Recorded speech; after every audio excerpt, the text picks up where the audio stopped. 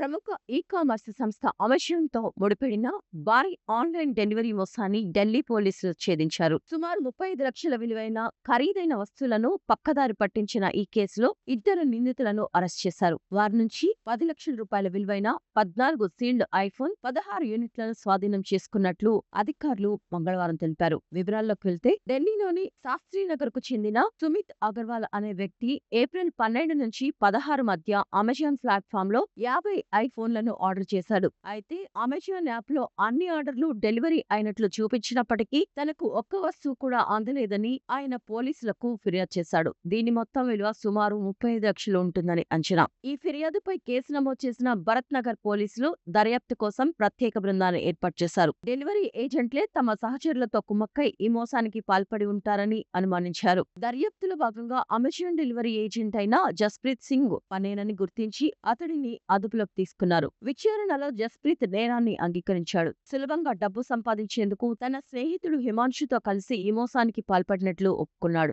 దీంతో పోలీసులు హిమాంశును కూడా అరెస్ట్ చేశారు. వారి నుంచి 10 లక్షల రూపాయల విలువైన 14 ఐఫోన్లను స్వాధీనం చేసుకున్నారు. వీరిద్దరూ మొదటిసారి నేరానికి పాల్పడినట్లు పోలీసులు గుర్తించారు. మిగిలిన ఫోన్ల రికవరీ కోసం దర్యాప్తు కొనసాగుతున్నట్లు అధికారులు వెల్లడించారు.